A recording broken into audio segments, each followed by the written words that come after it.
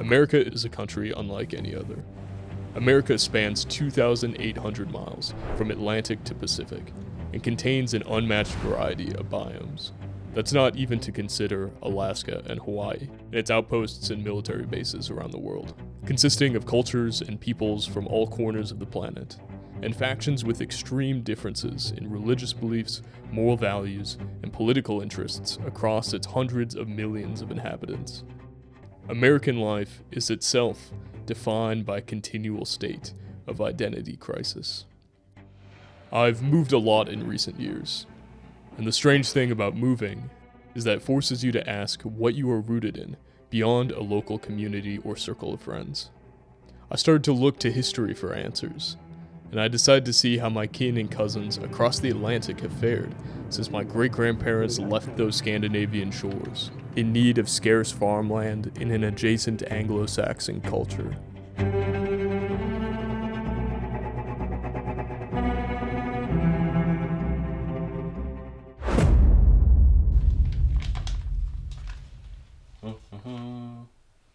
Bacon, bacon, bacon. Whoa.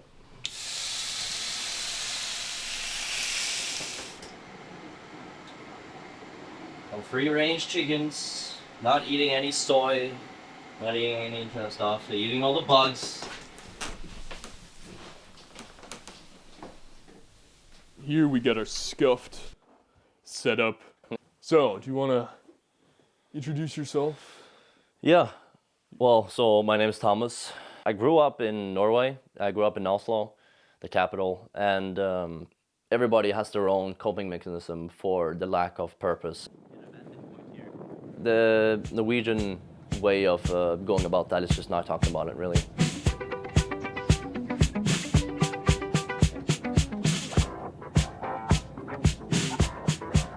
You see, other cultures might have like they meet every Sunday, or they have like these formal parties, and then maybe they talk about, they gossip about stuff, but then they also talk about more deeper issues, and it might be more open.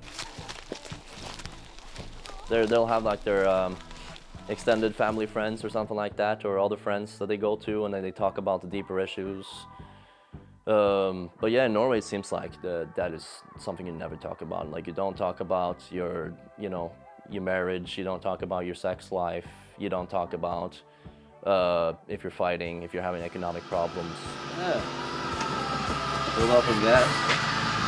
See that a lot here with marriages, is that people go into debt because they don't want to admit that they don't have the capital in order to fund the marriage. So they're like, let's take up a loan and then just pretend that we have the money, even though we don't. Some people obviously are anti-religion, but I think most people in general just are basically agnostics, and they just, I don't know what's right, so whatever. That's their kind of mentality. And as long as I play the social game of having like real estate and all these materialistic things, then I'm good. I have a good car, I have a family, I have a house, I have a good job. Boom, done. I have a good education. That's basically it. So that's like the social game you're playing. So I want to dedicate this to all the people in Minnesota. Here we go.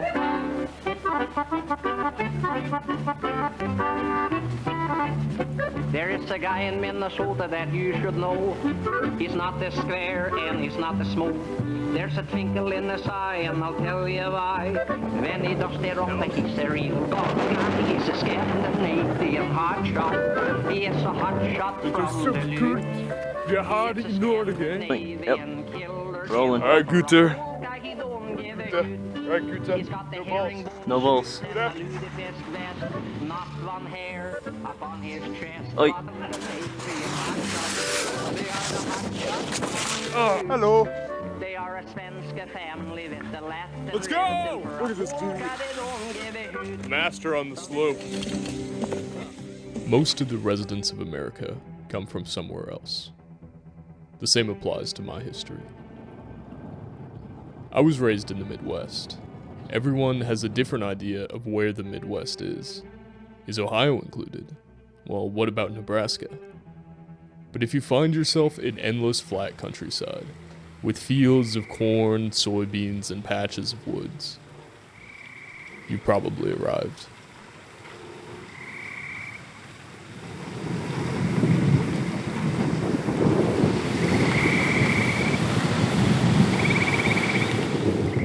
say, this is the landscape has to be the same, right? Well, it's a much more dramatic version Right. of the landscape I grew up in. But things such as, you know, the farms near Oslo, Uh-huh. I was looking out, you know, kind of in the flatter areas, Yeah, and it's thinking, a lot- oh, this yeah. looks like just where I grew up. You mentioned culture a lot. Culture is one of the things that have sort of disconnected, and the other is, I think, religion. Now, I don't think religion went away. I think we can all agree that all societies are religious. It's just sort of what religion do you subscribe to, and we moved away from Christianity to placing, well, I guess, the state as the sort of religious center, or what's nowadays called DEI, diversity, equity, inclusion, or whatever you want to call sort of the AJAR-isms that's sort of permeating throughout all of society. That's sort of become the religion, in a sense, for a lot of people. Those who can't find it in that have to try to find it somewhere else. Some find it in Taylor Swift, apparently. Others find it in actual religion, you know, sort of conversion, and try to move back to that, which is, you know, great if that's possible. But that's certainly something that's sort of disconnecting people. And then there's the culture as well, especially for a country like Norway, whose culture has sort of been superseded by the American culture. I mean, we still have our own culture underneath. It's just sort of like they've just painted over everything with, you know, American colors. And that makes for a very schizophrenic people. But yeah, so you've been to New York, you've been to Florida, you've been to DC. Yeah, there was a lot about New York that I didn't like. Did you go with a group? Yeah, exactly. With the group of friends and so on. And yeah, for us Norwegians, it's like, yeah, it's too big, way too big. And yeah, like everything about New York, like the smell, the culture and so on. It was very weird. It's like a PvP zone Yeah. in a video game. Yeah, exactly. And it's kind of, yeah, it's the feeling you get when you are in America. It's but that it's probably because it's a lot bigger population. Yeah. But like a lot more weird people. Like that was kind of our experience. But it was like insane. Like we had people screaming all It's of a the sudden. madhouse. Yeah, running around like half naked and so on. And we were like, what's going on? So Like, how is this the world superpower? yeah, that's the question we ask ourselves. Ja, hvor gjør det, ja? Det må loade inn først. Vent litt. Faen, du har dårlig nett, ass. Faen, ta så skjerp deg. Du, jeg er jo midt i ingenmannsland nå, da. Så Faen, hallo. Hallo. jeg var nede i høyre hjørne, da. No, I've always been a big gamer, and a lot of people game because that's not only is that somewhere where you could, you know, be completely alone, and it's very practical in order to gain status within that. You know, becoming good, becoming skilled in the game is something where it doesn't require much. You just turn on your console, you turn on your computer, and you just sit there for hours. And, you know, it's perfectly, you know, aligned with our dopamine system, doing something, doing a small thing, and then you get a cool sword, or you get like everything that we are supposed to do in nature are like perfectly encapsulated in a video game, because then instead of developing strategies for how to maximize the bounty of our hunt, or how to maximize, you know, how to build something, or how to create a new tool, or how to lead our small societies, or just like going to the gym, you gotta figure out exactly what macronutrients I need, and what type of weights I need to lift, and how much, and with how many reps, and all that. That's the same as playing a video game, right? I think public transport is pretty good in Norway, but it's kind of pain in the ass if you want to go to all these cool places, right? And to ask how to say something, would I say "Hvordan ser du"? Hvordan sier du det? Hvordan sier du? Ja, hvordan sier du det? It's so nice. I just have my headset on, I go in the forest, like literally climb up the side of like, just going complete monkey mode, just listening to a podcast. Just mindlessly going through the forest like this, like, you know. Wow. Todd Howard was really cooking when he made this place. It's kind of strange to be in a place that your ancestors have been for 10,000 years. It's strangely really familiar. You want to try and balance the numbers? Yeah, sure. I don't know, there's a strange sort of magic to the landscape here. Just everything about it just kind of feels right. It's hard to describe, but something about it just feels correct. Like everything's how it should be. It's not really stiff enough. You gotta take a different one.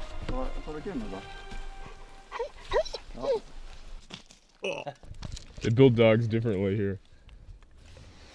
They fetch rocks instead of sticks. Do you think we're in a period now where there's not so much national culture as much as we're now in kind of a networked culture where, let's say, you and I are part of this similar spheres on the internet, or we fall in similar cultural circles. Right. But someone down the street from me, we may be living in totally different worlds of values and perceptions. I think that's a big part of, you know, the political unrest side of things is just the difference of perspective on reality that the internet creates, especially with, you know, we talked a bit about TikTok. I think that was off camera, but I've said many times that sort of the algorithmic sort of boxes that TikTok tends to put you in is going to do a lot of damage to the sort of that generation once they grow up, because they're going to build their identity around very hyper-specific niches, and they're not going to be able to relate those niches to anyone around them in the physical world, right? Now, it's probably not going to be like a massive problem, but it's just one more layer of sort of communication difficulty between someone who, as you said, lives literally next door to you, right? Who should, in theory, have the same cultural reference as you, but they're not. They've been reading, you know, a different forum to you, or not even that, because a forum you can decide to read. They've just been put in a different algorithmic box, so they're a tanky.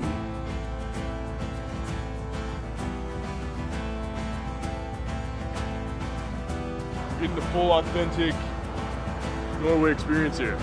Circle K. What'd we get? We got a pink prime, bro. We are locked in. 200 milligrams of caffeine. Your life sucks. Optimize your sleep, work out 3 times a week, make a schedule for your free time every day, and eat some saturated fats and come back to me, right? It's and then like some motivational TikTok sound, and it's this one I got 120 likes on, not too much, but still 1,100 views. You know, it's enough to have a niche, a little small community. And so I would just give out general information. People would comment, and then I would give them more in-depth personal, you know, advice. I've been a part of like a very niche community online where it's like kind of right-wing focused area, but it's more focused on, I've become more focused on just Christianity and God. Right, and I've just kind of moved out of the whole politics scene. But so TikTok, I saw this huge demand of young men. They needed a purpose. They wanted a leader. They wanted someone to show them the real, the passion in life. They wanted something. They saw something in my content where it's like, you know, this is something that we humans have forgotten. This is something we don't have in our society anymore. Prove to yourself that you have the strength and the courage.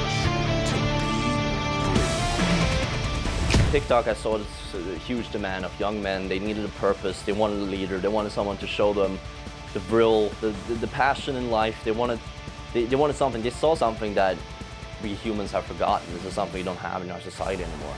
It's like this is just a sort of passion that's just not there. There's a sort of meaning and purpose that's just not there. Like the exploring and the conquest and the finding new land and new things and making new things and innovation. And, you know, inventing things, having a national identity, having a communal identity, a family identity, having a religious identity, all of these different identities that made life meaningful and made you feel like you had a strong identity. But now, all the different status games that we play are kind of degenerate and a bottomless pit of meaninglessness and nihilism. You understand what I mean? People are looking for answers. Right, because we were promised the sort of Francis Fukuyama end of history, everything's going to be great and globalist, and you're going to have, and to a certain extent, we do have that in a materialistic sense. I mean, I can go online and order some crap from China and get it in 2 days, right? But it doesn't give me any moral or spiritual fulfillment at all. I mean, everything is sort of just built on this. Well, it's built on sand, right? There's nothing underneath. And I think you're right in that it leads people to just search for answers. A lot of millennials, with the extremifying nature of the internet, then end up sort of latching themselves onto certain identities as a way of explaining everything. And it's something that I've thought about a lot lately, is that you have to be able to, I think about these things at different levels if you're going to be able to survive it. Because if not, you're just going to go crazy, or you're going to bounce off it. So you're either going to go back into the matrix, so to speak, you're going to be a normie, or you're going to, well, in extreme cases, you end up being a transsexual, right, and doing, what's the term now? Gender affirming care. Is that it? Yeah. I think that's the term. Yeah. Yeah, doing horrible things to your body, right? That's the other side, because you just go into la la land essentially. And if you can't come to terms with that, you either, as you said, you bounce off, or you go crazy. So, or you become extremely online, I guess, as the term is.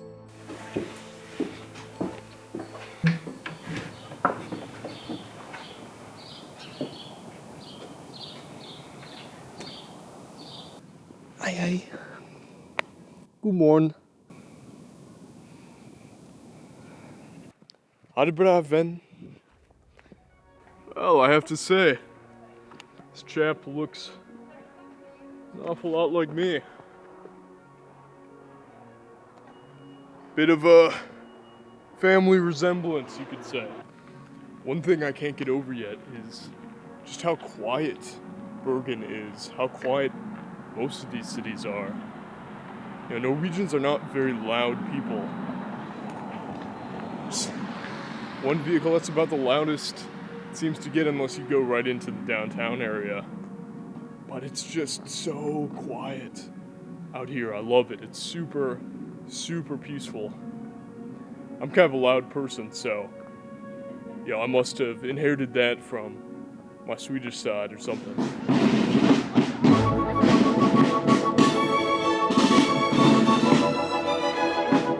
You can look at society on a high level and look at the problems that are facing us, which is a lot of what you're asking me now, right? What is facing us as a society? These are the people that make the most money from OnlyFans. I'm wearing the pants. He's wearing the skirt. Nincs az a pénz, ami ide migránsokat engedjünk be. És nincs az a pénz, amiért mi LMBTQ aktivisták kezére adnánk a gyerekeinket, vagy az unokáit. Multicultural society. That's pretty cool. But why is the country, Felix, such a crime-ridden dystopia, enslaved by corporations? Wow, what a weird coincidence. Hey, you racist piece of shit! How dare you! God, I'm sorry about Edgar. Drag queen performing in front of infants. We have to heavily blur it. Are we, in the civilizational fall, the winter, etc.? I'm lucky because I'm born into fall. I'm going to be able to do just fine. It's going to hit my kids or my grandchildren. Those are the ones who's going to suffer. I'm lucky that I've noticed it, and maybe that's because I am a millennial. I'm the first we are the first generation, or maybe Gen X to some extent, are the first who had the ability to notice that something was off. But you have to have a longer horizon when you're thinking about solutions, because you're not going to be able to fix this in your lifetime, I think. Why are people starting to look to... Well, because the mainstream aren't really providing solutions. They've provided temporary sort of fixes. Every time we go to Britain, it's like, wow, what happened? Right? It's just run down. They've always been sort of a European hegemon. Right? All of their buildings are kind of just falling apart, and it's very sad to see. Centre of a British city, a major British city. homeless people just sleeping rough. You can't help but think when you see things like this that Britain's glory days, Britain's best days are so long gone and so far behind us. And the truth is, I can't see how we ever get them back. We used to build things like this, magnificent buildings. And look at the squalor and what it's been reduced to. Look, it's even got up here a mosaic, the Spanish Armada, leaving Spain to come be defeated by the British. So I kind of reject that the mainstream is providing any solutions. It's just providing band-aid fixes on top of band-aid fixes. And that can only work for so long, right? Eventually the foundations will start to crumble. And this problem isn't just a small thing, it's actually a fundamental problem. That's sort of the red pill moment for a lot of people, right? You can just explore from that. It becomes that old chestnut of, if they were lying about X, what else are they lying about, right? I think nobody has the answers because it's a big task, and we Norwegians as well. We are suffering from the same parasitic way of thinking. So we also have like this big like LGBT stuff, and politically like very left-wing people in charge. So yeah, we have the same problems as like everywhere in the West. So it's like it's a global trend. It's no longer like only in the US. It's like everywhere in the West. Not as many police around here in Norway, very compared to America. Yeah, don't really need police when it's no crime. But yeah. But we have in Bergen, like lately, it's been like a little bit of a bad trend. Yeah, lots of graffiti too, I noticed. Yeah. So, yeah, and we kind of have the same problems as Oslo because of immigration and so on. So there has been like crimes, but it's most like in bad areas. Like usually, it's pretty safe in Bergen. No, I'll tell a funny story because what happens was that it's a really stupid thing actually, and it's not so, but it did change a little bit about me. So what happened was that on my first TikTok account, I got it to 1,000 followers, and then that TikTok account actually got banned because I quoted a Norwegian streamer called Thomas Camprock, the King. Hallo! Det er Thomas Camprock, the King her igjen. It's like a streamer and YouTuber. En grillpølse. Smak på meg. It tries to, it's not really so famous in Norway, but he tries to, create a shock factor. Nei, ikke det da! Tries to say crazy stuff in order to get attention. Finish with my woman, 'cause she couldn't have me with my mind. People think I mean same big. And so I quoted, there was a video on him on TikTok, and I quoted something he said, right, on a video about him, in quotation marks. But then what he said was, a bunch of threats about violence and like, killing people and stuff. Nå er jeg forbanna! Nå er det nok! Nå skal vi høre! And so the Norwegian police thought that I was saying that I'm going to kill a bunch of people because it was in like him saying it. So I'm gonna do this. And so the police got a hold of me through my TikTok account, my first one. It got banned, so it just completely disappeared. And so the police came home to me, came in, and they were like talking to my parents, and I was like upstairs gaming. And so I just sat in the, they came up, I talked to them. I was just sitting, sweating in my gaming chair, giving me a piece of paper. I was like, oh, what is this? And I just started laughing, and they're like, this is a serious matter. And I was like, all right, yeah, I'm being serious. They took my computer, my PlayStation, every phone that I've previously had too, like they didn't even work anymore, so it doesn't matter. So then they, arrested me. It was like very boring being in there. I couldn't sleep at all. I was in there for like 15 hours. Hold on, by the way, I just gotta make a move in Hoi 4 here. World War II just started right here, so this is an important moment. I was supposed to do a hearing or like a interview, police interview about this case. Lasted about 4 hours. But in there, the guy that interviewed me and was writing the legal document and all that, he was telling me about, how, he showed me like pictures of my World War II relics, and he thought like I was, they were suspecting I was some type of Nazi, right? Because it was like Nazi-related themes in the comment that was made by Thomas Camprock that I quoted, and I was like, no, I'm not a Nazi, or anything like that. But the interesting part is that they asked me about my opinions about BLM and other left-wing political movements. And that was kind of strange to me, because I was like, well, I don't really see how that's relevant. Basically, I just said, well, I don't really have an opinion on that, because I was like, yeah, who cares? They took pictures of all my, World War II relics, like my knives from World War II. That was from my grandpa. Took all my bunch of stuff from my closet and went through it. I just gave them my password to my phone and everything, because I had nothing to hide. There was nothing. They wanted to see basically if I was a far-right extremist, basically, and if I had any intentions of doing any violence or terrorism. They found out, yeah, so there's nothing here. And then I was released from the prison the day after. It shows that no matter, like, I wasn't even a big guy. I had 1,000 followers, but it can be anyone. Like, if you comment the wrong thing, they can basically come to your house and arrest you for terrorism, or if you can also be arrested for hate speech, or like if you call someone a whore, if you call, it's called äreskränkelse. It's like hurting someone's honor, hurting someone's image. You can be arrested for that. So it kind of changed my perspective, that if you say the wrong thing, you say an edgy joke, and people do that online all the time. But if you trigger the wrong people, they can basically come to your house, get all your stuff, get a warrant, and just go through all your phones, all your local stuff. So I mean, that's like no privacy. Like I'm lucky I didn't have anything to hide, but it was someone else, right? That was doing something that is illegal but not necessarily immoral. It's not that state is the the moral compass that we need to follow. Yeah. This is very local. Like, this is like, if you search on Google, I don't think you will find this. Like school, like children's school, where I went to. Oh wow! So but this is also like super old school. But a lot of memories from here. Oh, I'm sure. It's insane. I'm sure.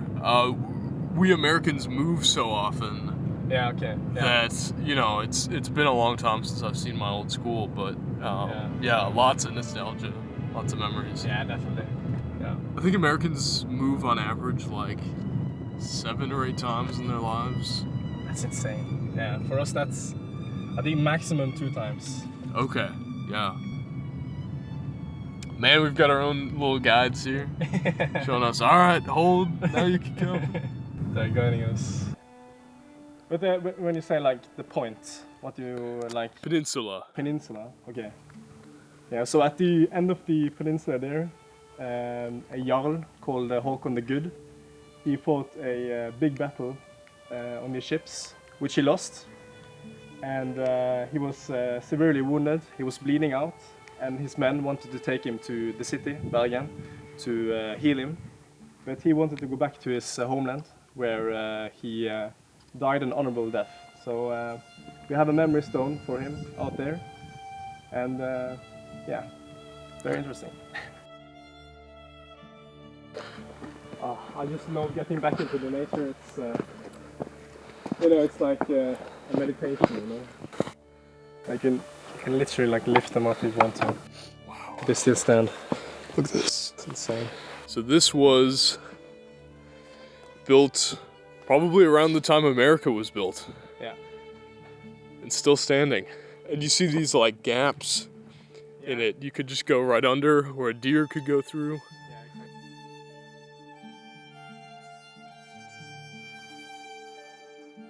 Yeah, very rocky. I can see why people struggled to farm this land. Not very good like soil, The things which make the land beautiful make it hostile. Exactly. The more beautiful it is, the harder it is to live there, High risk, high reward.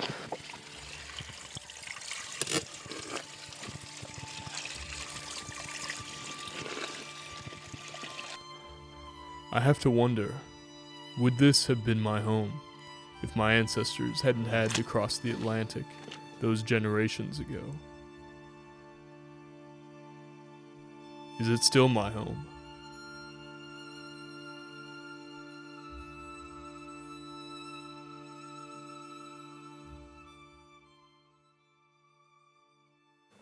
So, if you could see a little bit longer, you could probably see Scotland from here, which is insane.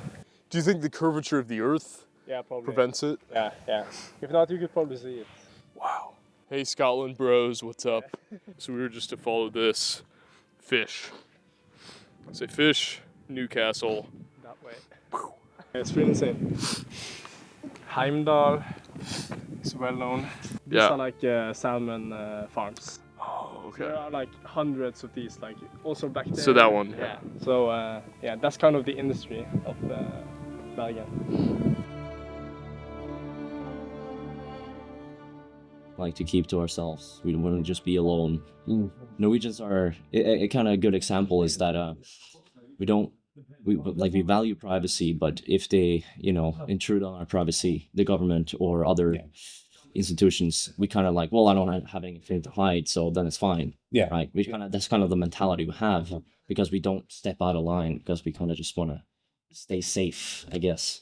Yeah, we just don't want anyone to bother us. That's the thing, and that can be a good quality in one sense. The problem is that it makes us could make us a bit pushover when it comes to that stuff. And I know you asked me about Knut Hamsun and his literary influence, and I think Growth of the Soil is a very good example of this. I mean, I like that book or his works because he sort of captures that sort of archetypal Norwegian spirit in a way, and the whole book is essentially about a guy who's basically just tilling his fields while the world changes around him. And he does interact with the world sparingly, but it's kind of just like, well, I'm just gonna not make any trouble and continue living the way I have, and that works until it doesn't, right? So for good or ill, we have that in us. We also have sort of the mercantilism in us and the sort of exploration stuff in us, which is also very good, but it's not necessarily into sort of conflict. It's more just into adventure, very adventurous. We have a few modern Norwegian controversial, famous individuals. We have, for example, Varg Vikernes, for example.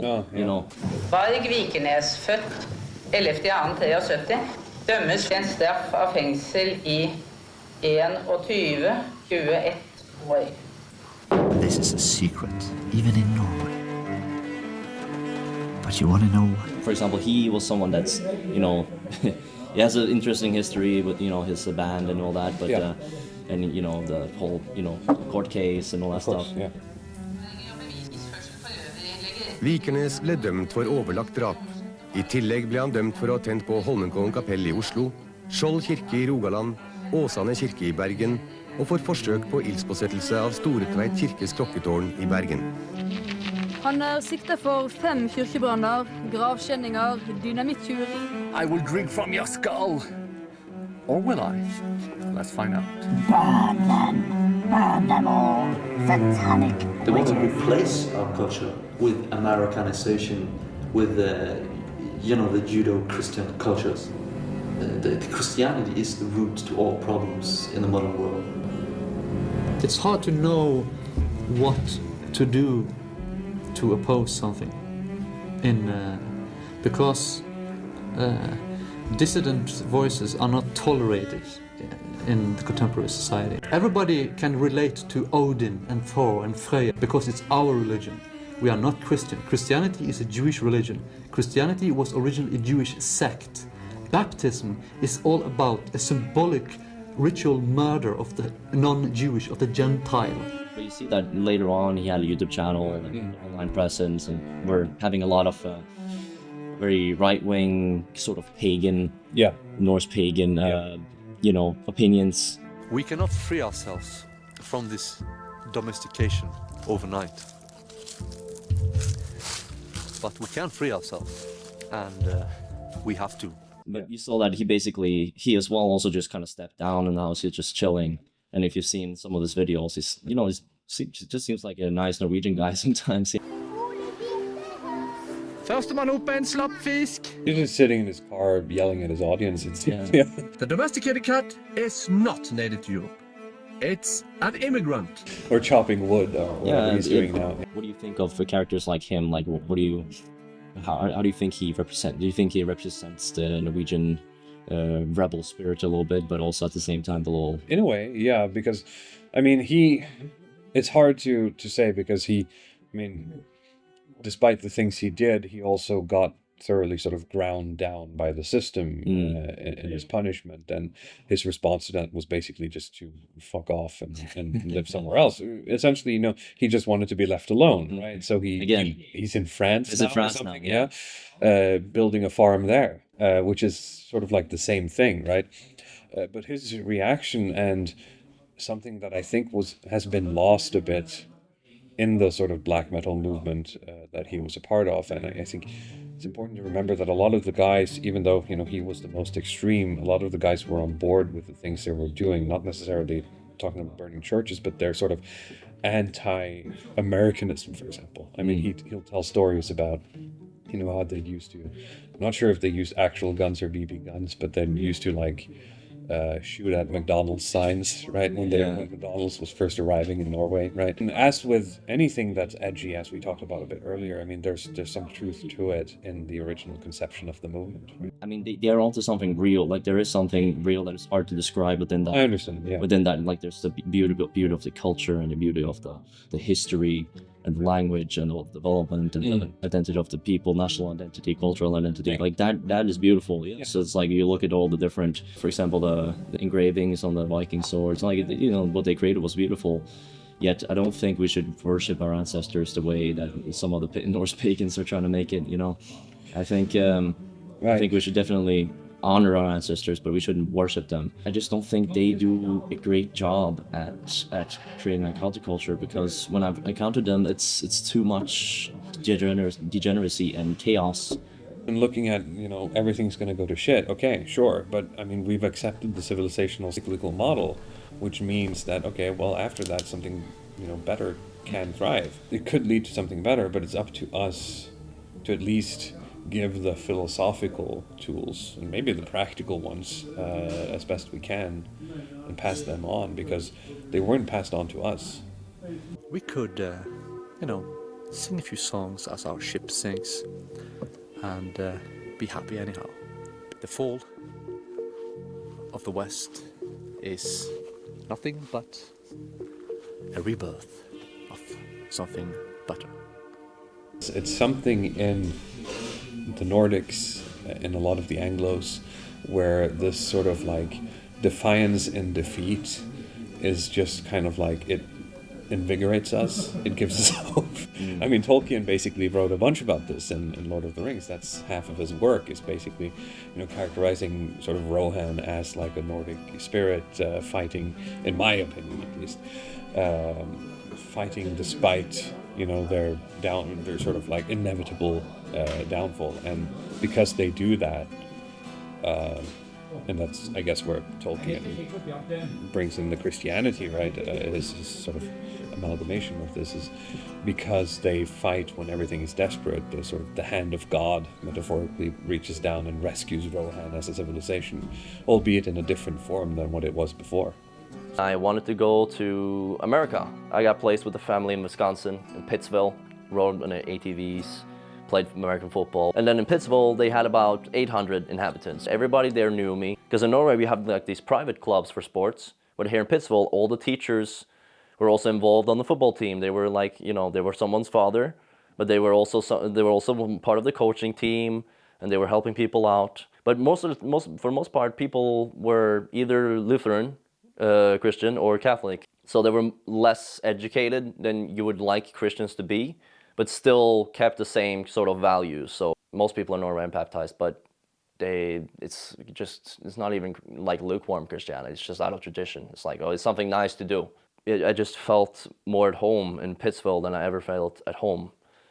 And I saw the difference between the more Christian society in America and the sort of secular society in Oslo, and then I just kind of realized, you know, what is this? I don't really feel at home here. And one day I kind of was just laying in bed, just flat, just looking up into the ceiling, and then I just felt like I wasn't having an emotional breakdown. I wasn't really feeling any sort of type of way. I just kind of felt like God was trying to reach out to me. I just kind of felt it in my heart. I just felt like, you know, there was like this very unique feeling of God that was reaching out to me. And I just realized, you know, from this moment on, I was just like, hey, God, you know, I've been rejecting your existence for so long, but from this day on, I'll believe in you. That's it. That's what I said. And, you know, yeah. I mean, just saying that out loud just gives me chills, man. It's just pure emotion right there. Can't even speak properly. It's just, but it just means so much to me because, you know, discovering God, all of a sudden, it gave me more purpose. And that's when I started moving towards God. Not so much towards Christianity, because I didn't really know too much about it, but I was just like, God, that's like unnegotiable for me anymore.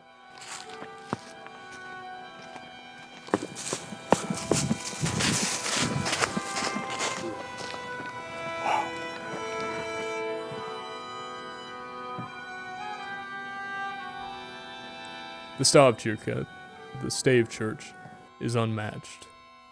Like much architecture in the north, it contends with the harsh elements, the pressures of snow and wind and rain.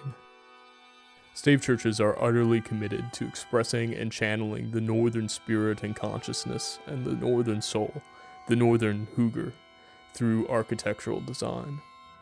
They thrust up to the sky like a weft of spears, composed only of pointed edges, shingles like scales of a sea beast, and longship-style dragon prows in place of gargoyles.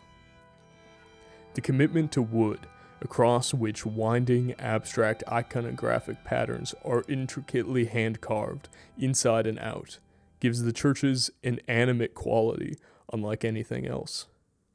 Standing here, I felt an incredible spiritual connection to this place, unlike any other places I've been. A profound sense of peace, an infusion of courage, and an opening of the imagination.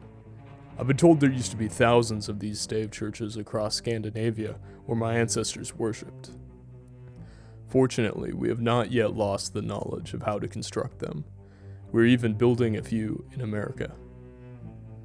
Although not as colossal nor as extravagant and weighty as the awe-inspiring stone cathedrals across the West, the stave church harkens to the primal designs of God's creation, with Northern Europe's sharp coniferous trees, its gnarled, twisting roots, beautiful and secretive animals, and the jagged, fearsome mountains which invite the eyes up to the sky. They are a distinct expression of the Gothic spirit and style. Each stave church is unique in size and design, but with shared core DNA. All of a sudden, I realized that this lone Fantoft stave church in the heart of Bergen is the fulcrum for the future of the Scandinavian people. The stave church is a sword that cuts the heart like it does the sky. Will we hide it with fences as a historical artifact to a dead god, careful not to prick ourselves on its sharp edges? Will we burn it to ash again as a sacrifice? Or will we join within it to honor Christ? This right here. These are the mountains. This is land my ancestors fought to obtain. Nobody has mastered it except for the Norwegian people, because nobody else wanted to. They had no will, they had no motivation, they had no reason to, but we saw something that was beyond the vision of everybody else. Til Dovre faller. Til Dovre faller.